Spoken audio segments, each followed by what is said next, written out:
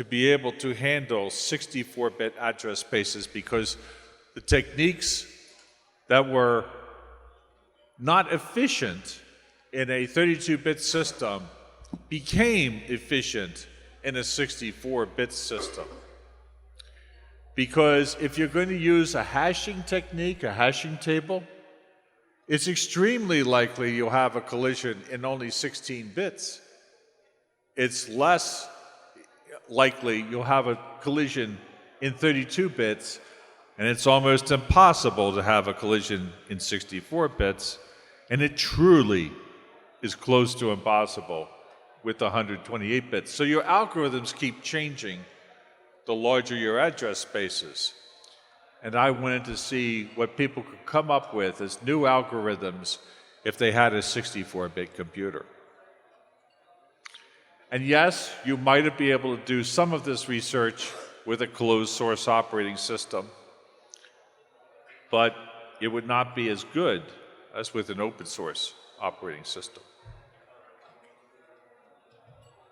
Hello. Oh, I'm doing fine. Is everybody doing fine? Ah, good, good, good. How much time do we have left? We have 2 minutes left. I have to think of another interesting question. Oh. When did the Canoe project start? Oh, come on. Canoe! 84, very close. When did he form the Free Software Foundation? 1993. He wanted to formalize that. Who was the lawyer who wrote GPL version 3? Evan Moglen. Always remember that name. He's also the head of the Freedom Box project.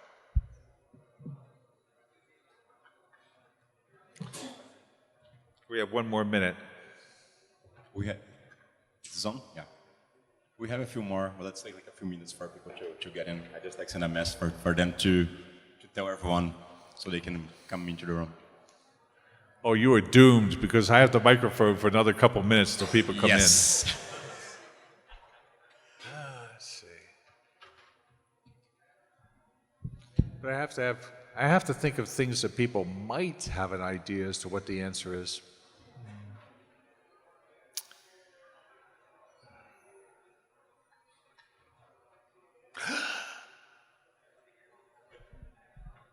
What is the program? No. What do the letters FSCK mean? Say it louder. File system check, yes.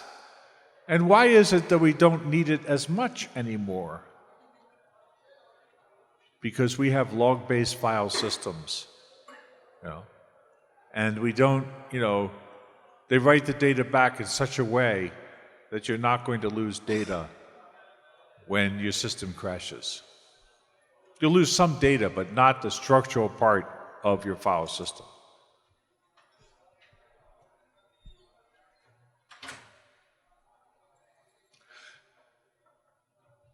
When was SMP implemented in the Linux kernel? What version?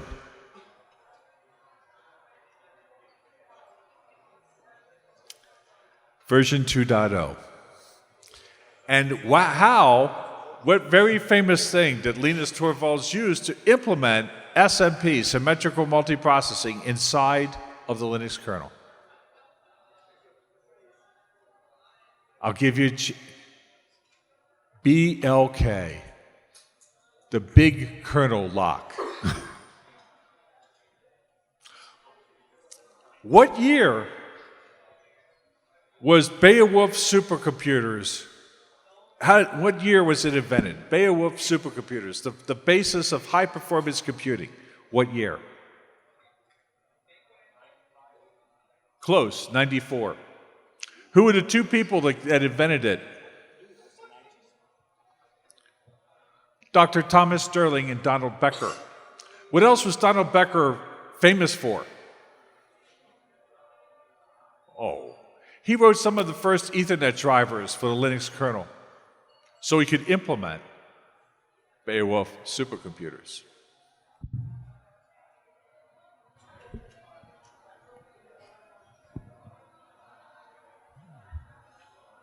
Go ahead. So this session is going to be in English. My idea here is that we're going through asking some questions to the people in the table. Let's start like with a round of introductions. Maybe Hans can go first, then we have Helen, Arnaldo, and that guy there. I think you know his name. He's been around.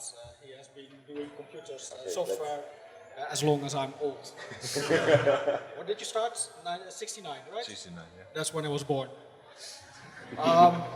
Still, I have now 35 years of software programming, so I'm not there yet, but I hope I'll reach the 50 as well.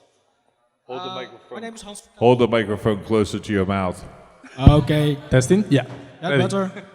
So, my name is Hans Verkuil. I am co-maintainer of the media subsystem of the kernel. I also maintain the CEC subsystem, for those who know what it is. And I've been doing that since 2004. I started to be involved in 2004.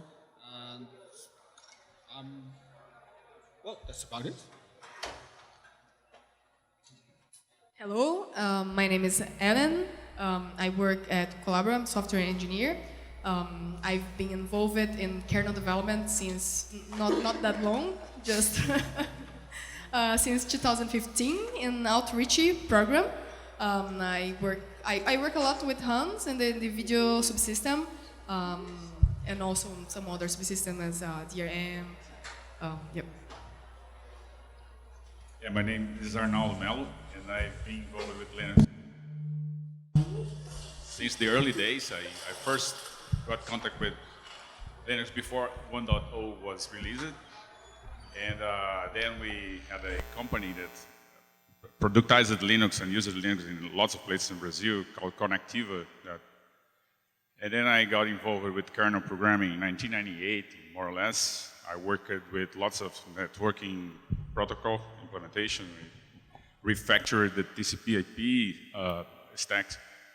And since 10 years ago, I've been maintaining the Linux performance tools. Maddog, and I've been around a long time. And I used to program computer systems that didn't even have an operating system, much like an Arduino today. And I met Linus Torvalds in 1994, gave him his first 64-bit computer, and since that time I've been going around the world telling people how they can make money and save money with free software. That's cool. I'll ask the first question, and then we open for the crowd to ask more questions. So my first one is, you've been like in this conference here for like 2-3 days. What were like the most interesting? What are the highlights that you've seen in those 2 days here at Linux DCCP? Who wants to start? I really like to talk about malware. I thought it was very interesting, especially all the different types and how it differed from. Sorry, even the malware talk. That was the best one, I thought, for me. It was interesting, the differences between Windows malware and Linux malware. I like that one. What I really enjoy is having all those groups that are starting about free software in university. So FLUSP, LK Camp, meeting and getting to know other people also in the community, getting more involved, and also building local communities, and yeah, participating, collaborating in free software. I liked most of the presentation that I saw, but what I liked the most is to be able to talk with people on the hallway and discuss more in depth about things. That's the best part for me. So Hans, I have a question for you. When you say Windows malware, why do you say the same word twice in the same sentence? So It's getting late in the day, sorry. So I just enjoy seeing so many people from so many places, all interested in free software. And I really thank, the people that put this conference on, because it's a great conference in a fantastic city, and I'm glad you could all be here. Awesome. Any questions from the crowd? Raise your hands. I will get you the microphone.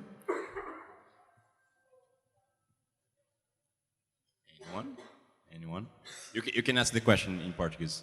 Quem quiser perguntar em português, a gente traduz aqui.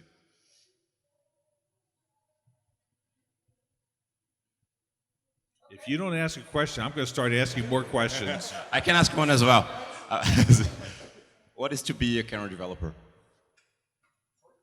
What is to be a kernel developer? Do you mean what is the job? What do you do? Oh. Fun, that's one.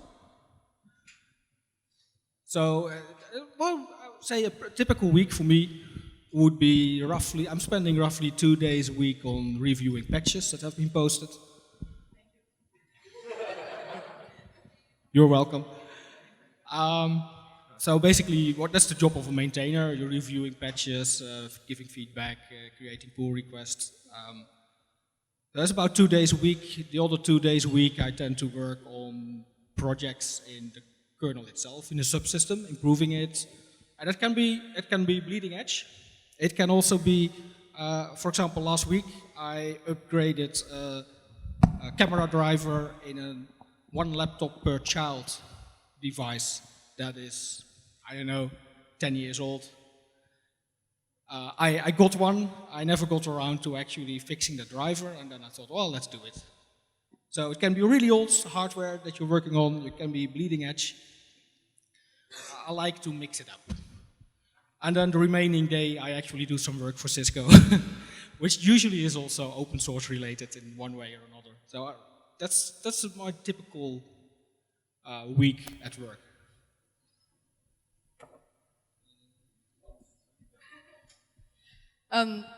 For me, so the last work that I was working on was a driver for the camera in the video for Linux for a rock chip device.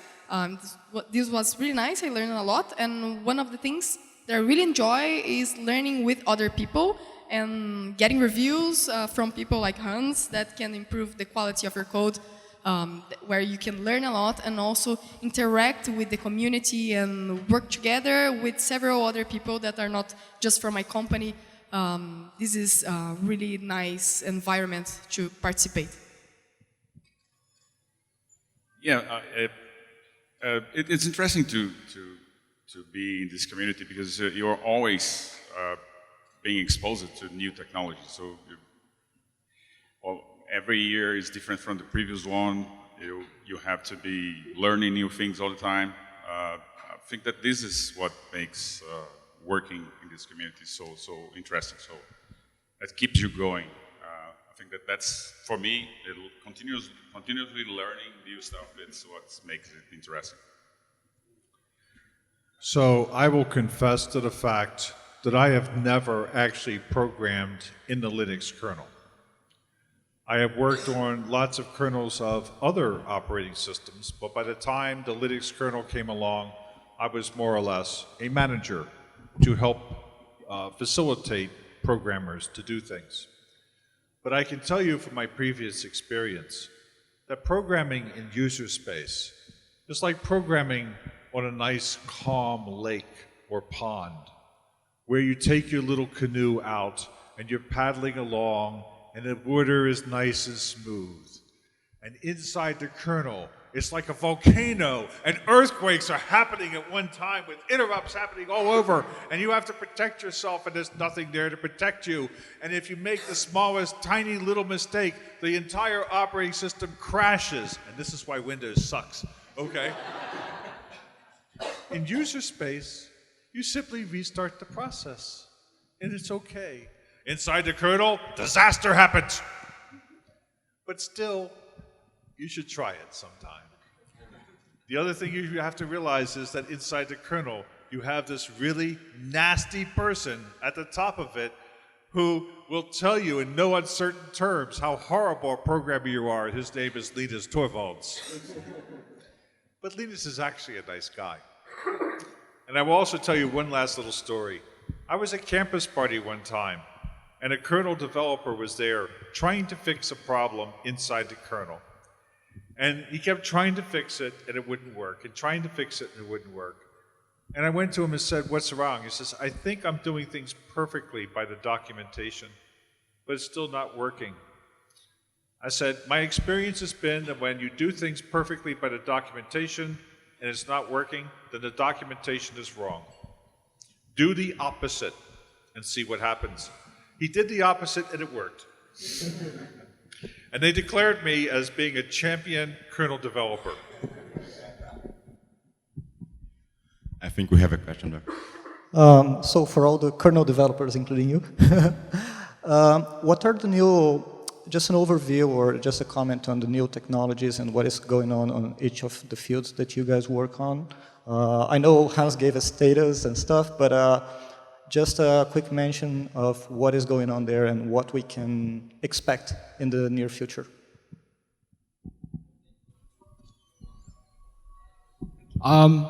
Step one, view my presentation once it's online. So the biggest thing in the media subsystem at this moment is hardware codec support. We are getting close to have much better support for it, much better documented. So that's a hot topic at the moment. The other thing that is being in the works is there's a project called libcamera.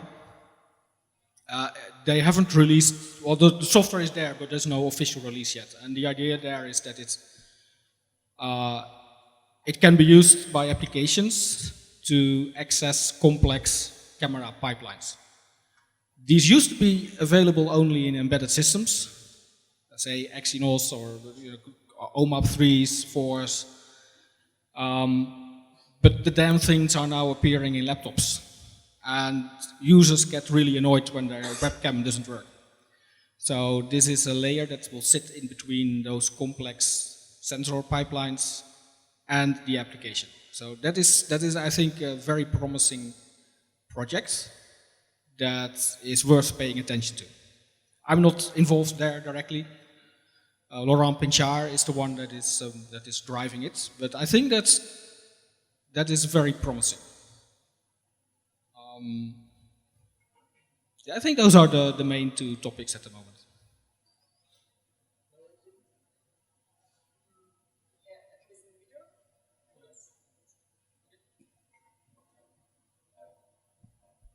And as my presentation showed, you should expect to see more and more usage of BPF everywhere. You're going to see it in networking, you're going to see it you already see it in networking, in tracing, you're going to see it in the block layer, you're going to see it in Linux security modules, you're going to see it in a lot more places. So the things that I'm seeing talking a lot these days is also better support for Rockchip SoCs, so RK3399 mainly, especially in the graphics part. So there's this effort for reverse engineering because the driver, the previous driver was proprietary, and now we have this project called Panfrost, which is a free software version of and much better quality, and also I guess 7 times less the base code that the proprietary version had, like the size. So it's much more concise and better quality. I'm looking forward to RISC-V technology coming out. RISC-V is a new architecture that is completely open, developed by the University of California, Berkeley. And I think that's going to allow much more level playing field than ARM technology or Intel technology. And I think that the University of Sao Paulo is very interested in RISC technology or RISC-V technology, so I look forward to that coming out. And I also look forward to much greater use of FPGAs as accelerators for certain pieces of code, particularly standard libraries, where you may call the interface of a standard library, but then the FPGA would actually do the processing very quickly and pass back the results. So if the FPGA is not there, then the library would continue as normal. If the FPGA was there in the system, then you might see a dramatic increase or decrease in processing time. I thought of one other topic that is getting a lot of attention. That's not media specific all over the kernel. That is improved testing, unit testing, kernel CI, sysbot, syscaller. There's a lot of the static analysis. There's really a lot of effort going on in making the code better and doing more testing. And especially the sysbot, which is basically it's automatically generating random API calls. And that doesn't always work very well. They're really annoying as a maintainer, but it's very good that you get those bug reports. Hi, I have a question. How do you guys see the impact of initiatives like GitHub sponsor to the open source community? Do you think that, because I see Ellen, you do like LK Camp, you have FLUSP, so do you think this can compete? How this can help have those kind of initiatives as part of GitHub on sponsoring? And also, if you think that at some point universities or even companies could help more on LK Camp and FLUSP initiatives and how it can improve to everyone. So the GitHub sponsor is a program that people like can donate money, and then developers affiliated to this program can receive. So it's more of like an organic donation to open source developers. And I mean, if this is something that could grow, or if so, how could it impact? So I'm not really familiar with GitHub sponsors program, so I won't know how to say, don't have an opinion about that yet. But regarding universities and programs like LK Camp and FLUSP, I think those are really important to create local communities. And it would be really great to have other communities in other universities as well, because it's like an entrance for people to join this world, to start collaborating, not just online, but first, because sometimes it's really hard to get started. You don't know the people, you don't know the material, and having a group that can support you and welcome you, it's really important and really nice to have someone that can look at your problem, look what you want to achieve, and give you directions, not pushing you to some direction, but just give you a direction where you can follow and have this kind of support, not feeling not feeling that you want to go somewhere but don't know how to go. And so these communities are really important to build this support.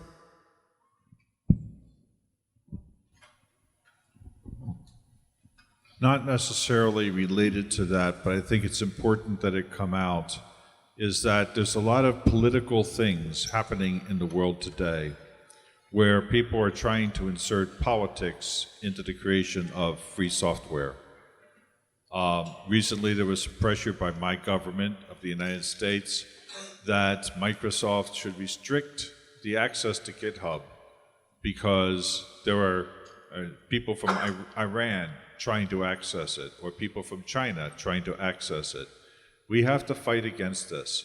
We need to understand that free software should be able to be used by everybody for any purpose. You do not create morality through technology. You create morality through morality. And so if we say that this person can't use free software because of this, and that person can't use free software because of that, eventually we will find out that nobody can use free software. And so we have to fight back on the political and lack of diversity.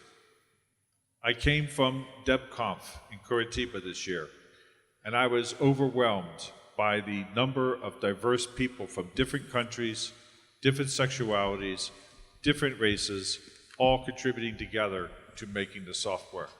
We need to keep fighting for that.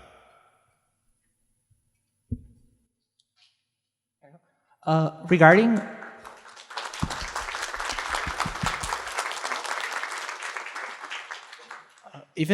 regarding what you said, maddog, I'd like to ask, do you guys use some sort of decentralized social networks, something like, I think it's ActivityPub, or other Mastodon and stuff like that? Do you guys use that? Do you guys recommend that? How do you deal with that sort of thing? Because currently, like, all social network is pretty much centralized, so... No.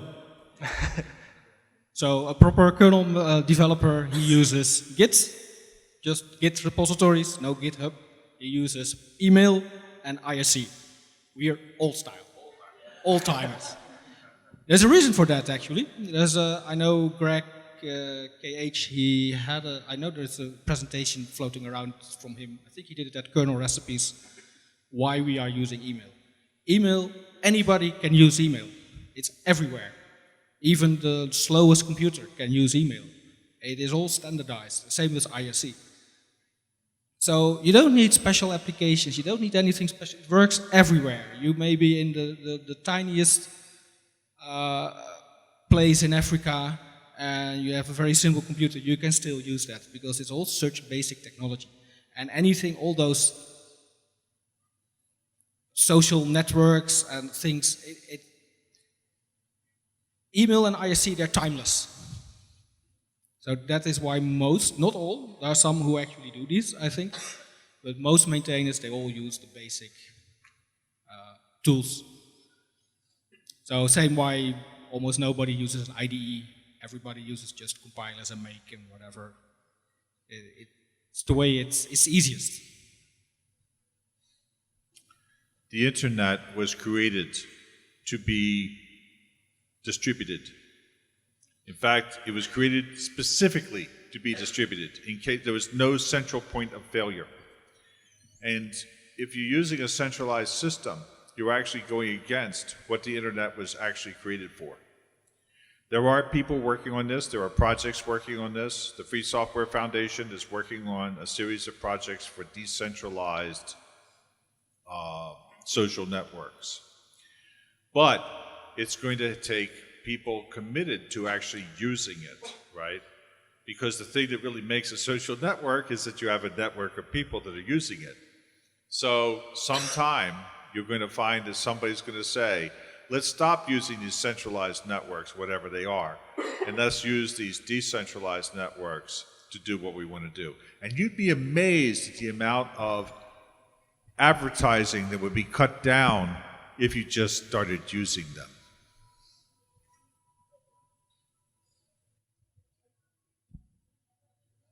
Hi. There are some recent news regarding Facebook trying to subvert WhatsApp end-to-end encryption, and there are talks in Australia and US and probably some other governments regarding encryption backdoors. I hope I know the answer, but I would like to hear your opinion on this, and if this somehow gets forced into most used software and apps, if it's going to impact, if you see any impact in open source community and open source software. Should I terrify them, or are you going to? I come from a very strange country, okay, and we have some of the best spies on the face of the planet. And we have been already found out of reading Dilma's emails and things like that, and there were tactics taken by the Brazilian government to make it so that Dilma's emails would not be read. I'm sorry, they didn't work. One of the reasons why I'm doing Caninos Locos, and one of the reasons why the professor Zufo is doing this, is that we want to have a completely open, inspectable system that can be inspected by your government to make sure that my government is not spying on you. But it's hard because my government is very good, okay? And I could go into minute details about some of the things that they have done. As far as my government's laws maybe protecting you, don't think about it. You have no rights under my government's laws at all. Heck, half of us don't have any rights under my government's laws at all. But you may have heard that Apple refused to put a trapdoor in iOS. That's great, because if they had, that would have been against our US Constitution. However, if my government went to Apple with a subpoena from a court saying to do this, then Tim Cook of Apple would have two choices: either do it or go to jail. I think Tim wants to stay out of jail. So, you know, the only reason they could refuse is because what they were doing was not with US law. But if they have that subpoena, they will have to do it. And you as Brazilians have no choice.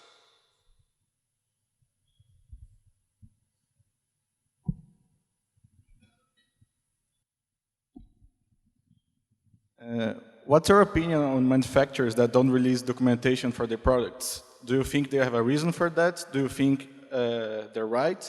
Do you think this will change in the near future? Or reverse engineering and voodoo programming are still necessary skills?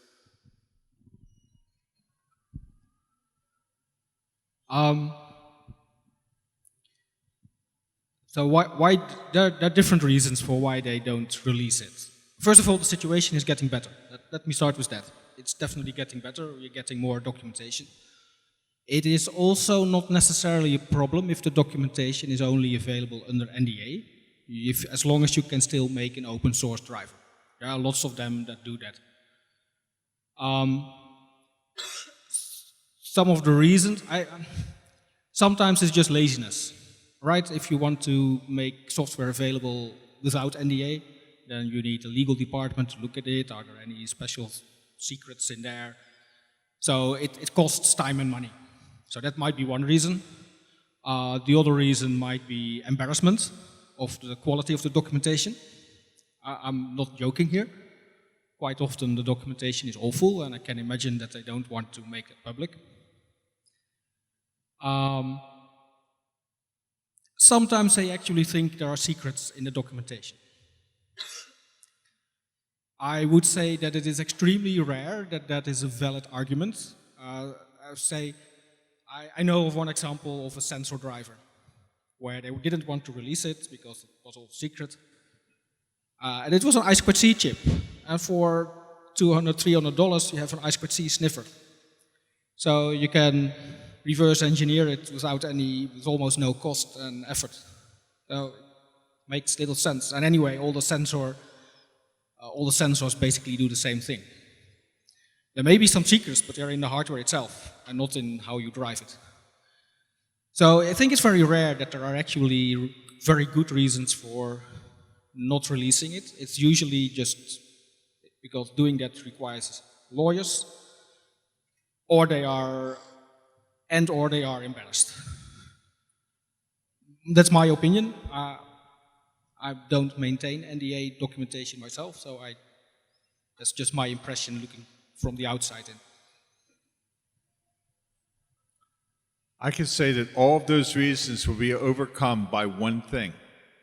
If the consumers of the product said, we're not going to buy your products if you don't make the documentation available, if we don't have an open source driver, because everything is money and volume, okay? If they said we're losing half of the market because we're not making our drivers open source, they'd make them open source tomorrow. But I think that's already happening, like with the manufacturers. There is a certain force in the market today to force the vendors to release the documentation or to release the drivers open source, because there is a the manufacturers, they want you to have control of their base, like of the software base, because they need to maintain that thing for 10, 15 years, 20 years, and I don't want to be on the hands of someone that may like, the company may die like next year. What do I do with that closed source software? So there is a marketing force like going on at the moment to open up more the specification, open up more the documentation, release software as open source. That's one of the things I see. There's more, of course. And I mean, learning about reverse engineering, it continues to be good. I mean, if you have the documentation that's badly written or full of secrets, you can observe the communication, etc. Look at the binaries or whatever, and figure out something that's not in the documentation. So it's always good to have this kind of knowledge if you are working in this field. Just one fun case. I remember someone told me that when we had like the Nouveau driver for the NVIDIA GPU that was like reverse engineered, there was a guy developing it, and then once like NVIDIA started like releasing the documentation, the guy lost interest in the project because the fun of it was reverse engineering it. There was a math library, the math library in Unix and Linux. My company, Digital Equipment Corporation, had put a huge effort into making it very efficient for the Alpha processor. When Alpha Linux came out, the Linux community wanted us to release the source code for the math library, and we refused because of the effort we had put into it and the fear that Sun Microsystems, as an example, would just use our source code and we would lose our advantage. So finally, I turned to the open source community and said, if you people think you're such hotshot programmers, then why don't you write a better math library? There was silence for about a week, and then an email message came along and said, sine is 1% faster. A couple days later, cosine is 1.5% faster. And through each subroutine library, or each subroutine in the library, one by one, it was faster than Digital's library. All except for one subroutine. And that never became faster because we realized that nobody used it and nobody cared. As professionals involved with free and open source, do you feel that the role of free and open source shifted in the industry and government, and if so, how? In the last couple of years. Can you repeat the question? Since you're professionals that work directly with free and open source, do you feel that the role of free and open source software has shifted during the last couple of years in the industry and government, and if so, how?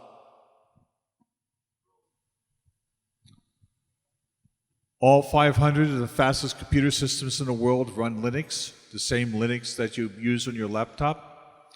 Linux is the most used operating system in embedded system designs. 60% of all the servers in the world run Linux. About the only place that we haven't made massive inroads is the desktop. Linux is on Android. Android isn't completely free and open source, but the Linux system is there. And it's outselling iOS 2-to-1. So, you know, we still need to push. We need to make people say open source first, but we've come a long way. He forgot to say that Linux is the most used operating system on Microsoft's cloud.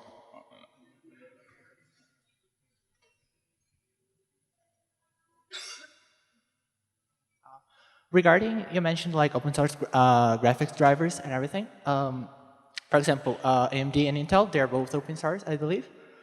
But from what I've read, like they require proprietary firmware for like you have to load that firmware into the graphics board of the GPU.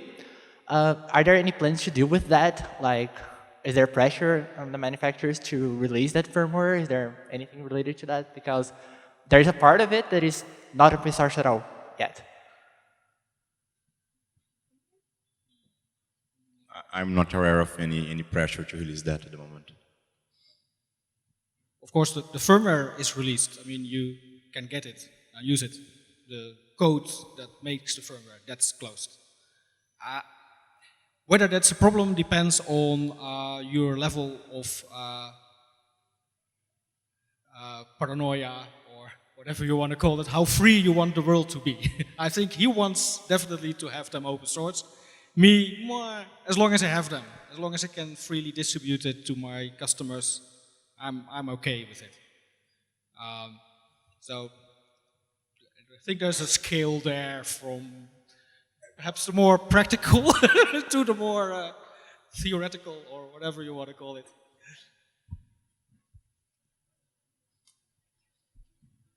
I think it's last question. We're running out of time. Didn't mean to be the last one, sorry. Thank you. Where are you guys personally focused right now on your own learning curve? Like, would you share with us what you're actually striving to be better at? Yeah, sure. What are you personally working on right now in your own learning curve? Things that you're like studying right now and looking forward to be better, if you would mind sharing with us. Thank you.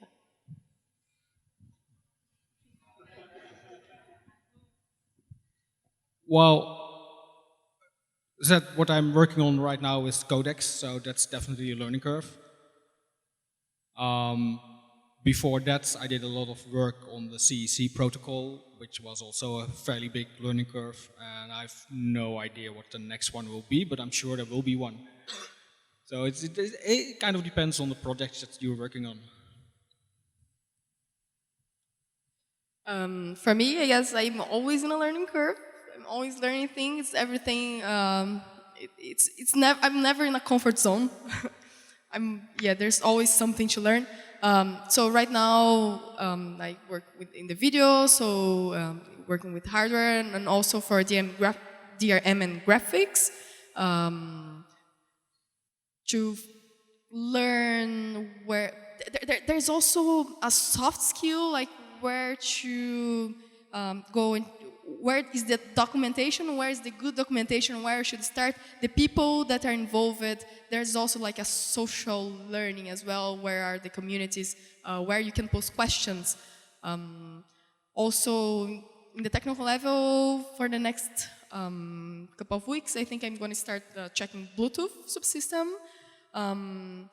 And also, I want to improve how to do proper testing. And there's always also the social part of the community as well. So I've been doing a lot of things about testing, because I mean the code that I maintain, it grows and grows and grows. So you have to be testing it all the time and automating this. And I did this using containers. So I learned how to use Docker first, and Podman, the things that Red Hat recommends. And then now I want to get into Kubernetes so that I can use lots of machines to do this testing and speed it up. And also the BPF thing that I've been talking about, and how to use this into container networking. There's a whole new way of connecting containers through BPF. So this is an area where we'll be spending a lot of time in the next years also. In 3 days, I will be 69. And when I was in university, I was taking courses and I said, I will never, ever use this information. And I was wrong. I've used every single course that I ever took, and in many ways, I've used every single book I've ever read. So I will admit that these days I spend less time on the technical things and more time on the human things. 2 years ago, I got married, and quite frankly, I've spent the last 2 years trying to understand my husband. So, wish me luck. Well, for me, it's learning how to run a conference. So let's go for like a final round of considerations and things that you want to say to the crowd, like 1-2 minutes each, just like to finish the day here. It's kind of related to the last question. One of the things that I've been doing recently is mentoring. So I mentored together with Helen with the Outreachy project. I'm hoping to do a mentorship later this year for the Linux kernel mentorship program. I always forget that name. I have it on my smartphone. I can never remember it. That's the Google Summer of Code. And if you want to get involved in kernel development, or actually they're not all kernel development, they're often for open source projects in general. And that's a really good place to go. I can definitely recommend it. You have to be motivated, but if you get through the selection process, then you get a 3 months paid job doing open source development. And you will have a mentor, so I've done that together with Helen, and that's I think a lot of fun. It definitely was a lot of fun for me, and it's you have a very high chance of getting hired as well. That's a nice bonus.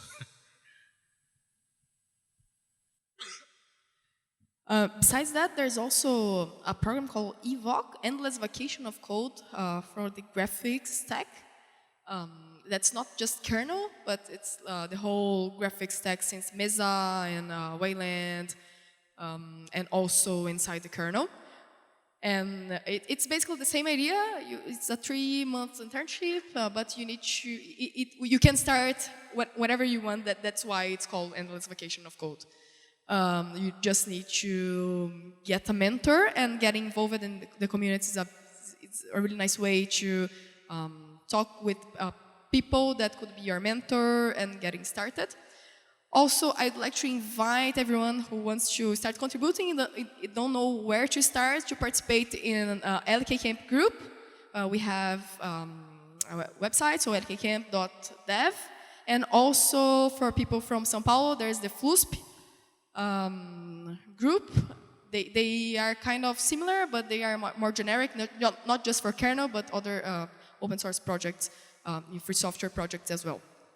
So yeah, that's a nice, good way to start, and also to participate in local communities. Yeah, I would just want to say that I'm really happy to be here for the third time. I saw this event to grow and to get more organized, to get more professional. And I hope that next year it will be even better. And yeah, try to get involved. That there are many ways to get involved. Some are said here. You can try to get into any of those communities. People will try to help you. And yeah, let's see how this goes next year.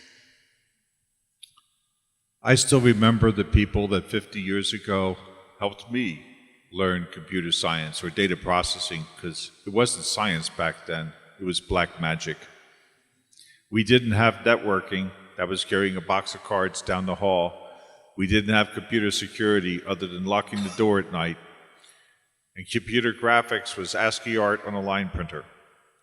But I remember those people, and I suggest that you may want to pick out somebody like that, somebody who's trying to start, and take your expertise and your knowledge and help them get forward.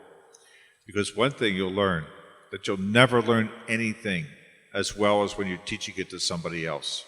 It will cement it in your mind.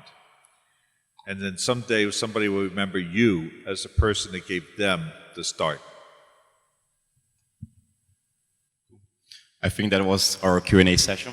Thank you everyone for attending. Thank you here to be in the table. Yeah, I think we're moving to the lightning talks now. Yeah, thank you. Thank you everyone.